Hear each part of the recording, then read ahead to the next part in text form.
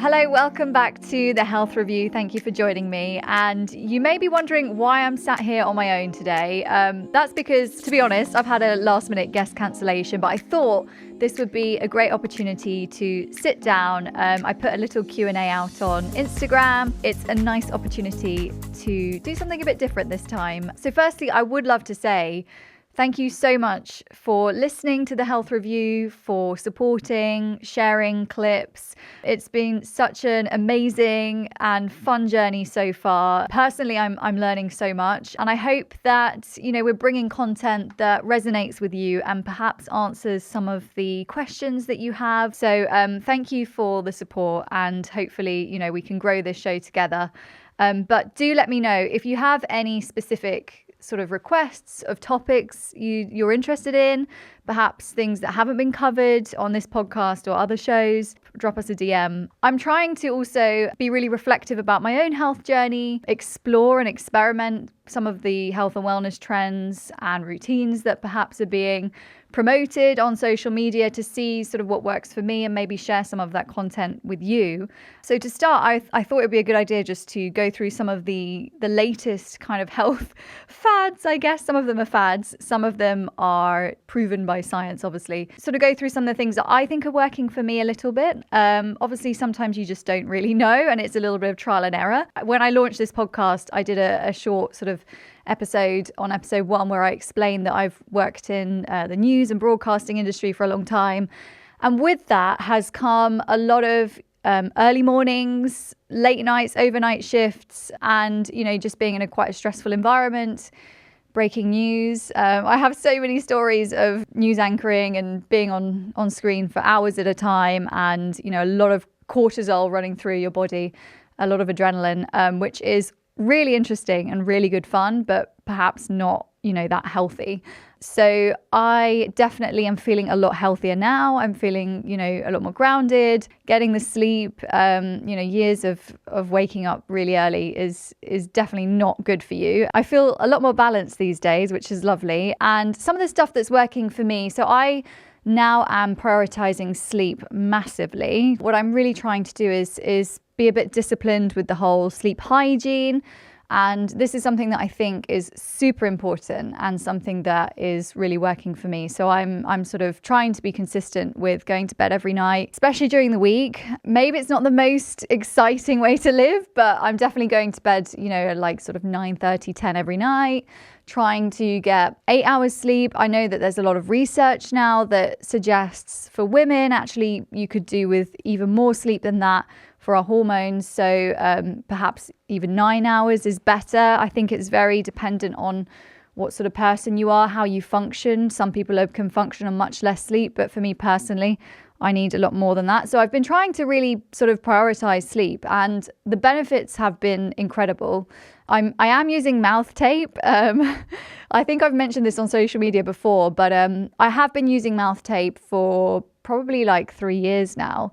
And it was after I read the book Breath. And I've got to say that actually now I just sleep through the night, which is something I didn't always do. I know it's not for everyone. It can be uncomfortable as well. Like for me, I definitely had a week or so where I kind of ripped it off in the night because I think I just felt like I was suffocating or something. My subconscious was going crazy. So I think after a week you get used to it and your body kind of relaxes, your mind relaxes about it. But obviously if you have allergies, or if you have a blocked nose or a cold or something, or if you can't breathe through your nose properly, it's probably not right for you. So you'd probably want to speak to an ENT specialist or a doctor about maybe sorting out your breathing first. Temperature control. So I know a lot of people now are using these temperature control mattresses. I've got very fortunate to have some air conditioning, which in the UK, I know overseas it's more common, but in the UK, not many people have aircon. So that's been great in terms of controlling temperature, keeping the room really like nice and cold. That definitely helps. And doing the blackout blind. I know that we all know that sleep, needs to be a priority, but I think actually feeling it now has been sort of a game changer, and I couldn't recommend it enough. And also just trying to get that consistency going. So I feel like now I'm waking up with a lot more sort of energy.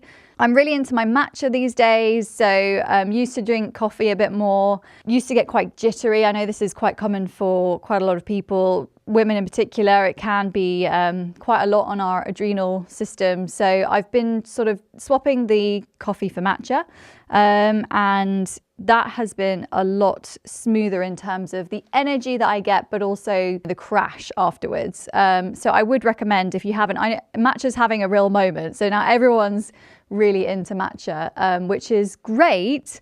But now I think there's been like some shortages or something. So it's a little bit, because it's so popular, and there's matcha bars. I live in London. So in London, there's all these matcha bars popping up everywhere with DJs, which is very cool. In terms of nutrition, some things that I've been trying, I've been really mixing it up because I was very plant-based for a long time, but I don't think actually some of these plant-based protein foods are that good for my gut health.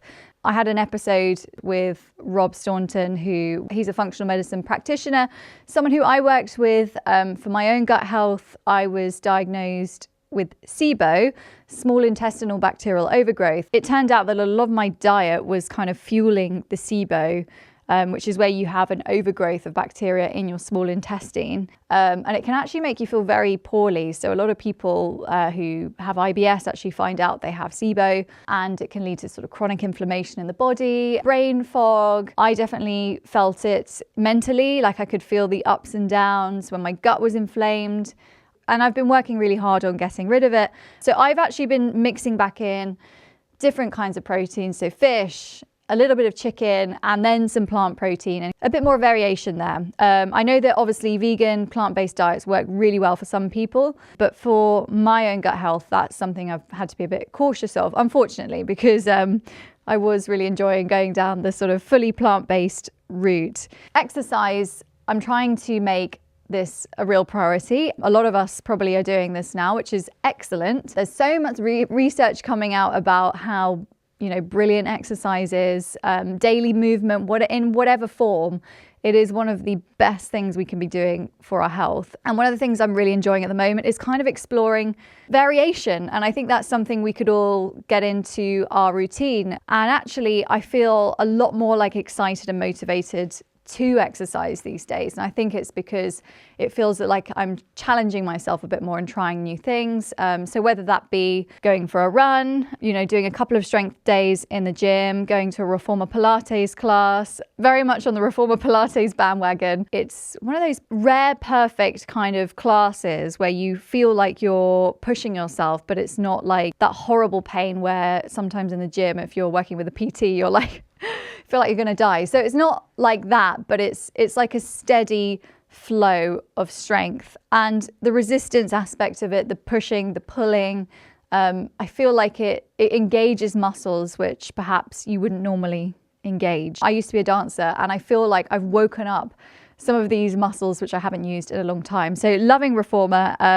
Also, walking, trying to walk as much as possible. I'm trying to do a bit of racket sport. So yeah, just creating variation, I think, in our exercise routine is a good thing, and it kind of keeps you on that path of staying motivated, which I know obviously it sometimes gets a bit tricky to exercise regularly and feel like you're excited to do it. And I think it's good to be real about that, because on social media, it's brilliant that we're all sharing our health and wellness journeys and showing our routines. And I definitely feel motivated by seeing other creators' routines and seeing what they're up to. But I think sometimes it can feel like everyone's just really motivated and everyone's doing a great job. And if you're not having a week like that, it can be really hard. And then winding down in the evenings is something that I think is really helpful in terms of sleep. The obvious stuff like switching off our devices, just really focusing on, having connection and having a bit of time to enjoy your food together. I try and make sure I have at least an hour of just like no work, nothing like productive, just literally like pure relaxation. That now is like a non-negotiable for me. So I'm trying to take magnesium every night, which I have noticed actually makes me really sleepy about half an hour to an hour after taking it. But also saffron. And there is more and more research to suggest that it's quite helpful in terms of serotonin levels, and there have been clinical trials which suggests it can offer similar benefits to an antidepressant. I think overall, I would say that I am feeling a little bit more balanced. Obviously, I've been trying it maybe about a month, so I think probably I'll give it another month before I kind of decide whether to keep taking it or not. Now, obviously, I'm not a doctor or a medical professional, so if you are thinking of taking any supplements, it's best to speak to someone, a medical professional who you would go to see normally, and asking them and seeing what's right for you. So those are just a few of the things I've been trying to create a nice kind of regular, consistent pattern. Hopefully some of that was interesting to you. That's what's working for me at the moment. I'm also doing sauna and cold plunges. I've started doing that a bit more regularly now. Loving the sauna, just really enjoy that feeling of detoxing. You don't ordinarily in life get to sweat that much, and it's quite a cleansing experience, I would say, where you feel like you're detoxing all of this stuff in your body, especially now we know there's so many microplastics. But I would say I'm struggling a little bit with the cold plunge, which I think is quite normal. It's just going in the water, even just for 2 minutes, and staying there and staying calm. Obviously, it's good to push our bodies in this way, and there's a load of health benefits that we know come from doing this. But I think just, staying focused in the cold plunge is something that I'm trying to get better at. Okay, on to some questions. As I said, I put a little Q&A out on Instagram, which felt a little scary. Never done one of these before, but I got some great questions, so thank you so much. First one is from Chloe, who has said, you taught me how to make a good green tea. What other teas would you recommend? So Chloe actually is someone I've worked with in the past. I used to walk around, obviously doing the early mornings, with as much caffeine as possible, but because I would get the jittery sort of coffee shakes, and you don't want that on TV, trust me, it's not great to have that level of anxiety when you're live. I'd have a lot of green tea, and kind of went down a whole rabbit hole with green tea and how much quality matters. And I was telling her all of this stuff, poor girl. I was a bit obsessed with green tea for a while. It's all about good quality tea, so from Japan or China. And it's a lot about the temperature that you brew it at. So about 70 to 80 degrees is often ideal, and also the length of time, often no more than 2 minutes. In terms of other teas, I would recommend oolong tea is very nice. It's somewhere in between black and green tea. It's got a really unique flavor. Or white tea is also really lovely. It's kind of a lot lighter. It's got a lot less caffeine, and it gives you still a really nice calming sort of feeling. So oolong tea, white tea, definitely recommend those. Another question that's come in from Alicia, a really good one, is why is women's health under-researched, and how can we fix it? I feel like this is such a difficult one to answer. We know that, for decades, women were just completely excluded from many clinical trials up until I think it was in the 90s. So really, it's a really recent thing that women have actually been included, which is really sad. And that was a combination of things. Apparently, it was a lot to do around the complexities around hormonal variables, pregnancy risks. So unfortunately, instead of perhaps looking at how the hormones can affect the body and doubling down on that, that's actually a really interesting thing to research. Women were instead excluded, and that's been a real shame. They were seen as too complex to perhaps study. And now it's led to, a real lack of knowledge when it comes to women's health issues like PCOS, endometriosis. We've spoken about it on the show. We know that it can take up to 8 to 10 years for a lot of women to get a diagnosis for endometriosis, which is just so tragic. I think there needs to be more backing for female startups, for researchers, labs which are focusing on women's health. Public awareness is really important. I think more awareness will drive more change in policy. So I think it's something we all need to be really vocal about if possible. Another question from Alicia, another really good one, was how do you control health anxiety? This is also a really difficult one. I feel like we all go through stages in our life, perhaps, where we Google a bit too much. I think that's really normal. And I think sometimes it's easy to jump to worst case scenario. So if you have a symptom going on, it's really easy to sort of think the worst. And I guess one of the good things that can really help that is by seeing a medical professional as soon as possible. I think in the UK, actually, we have a bit of a cultural thing where perhaps people put up with things for longer than they should.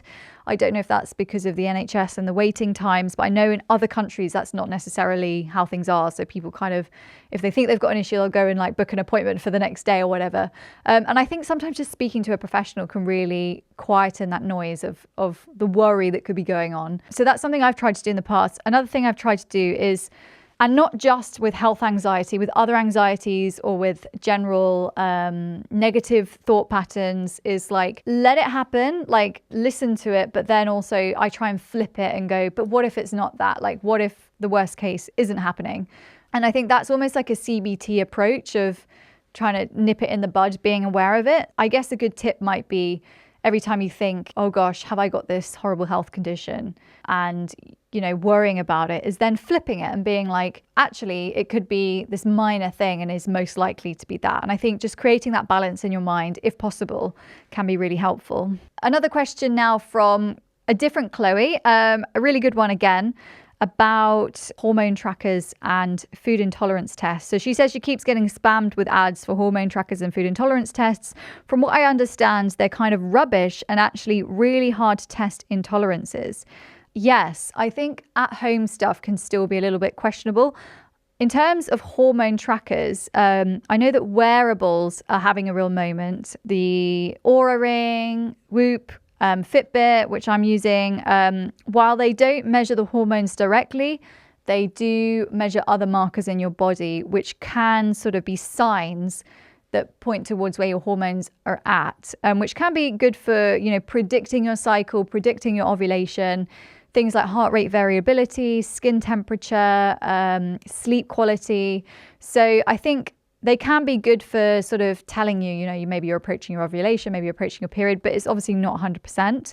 In terms of measuring hormones accurately, I think a lot of functional medicine practitioners are using the Dutch test. They assess with that your sex hormones, cortisol, and your metabolites. It's more comprehensive than other tests, and perhaps if you have any sort of real questions about your hormones, that might be a good one to do.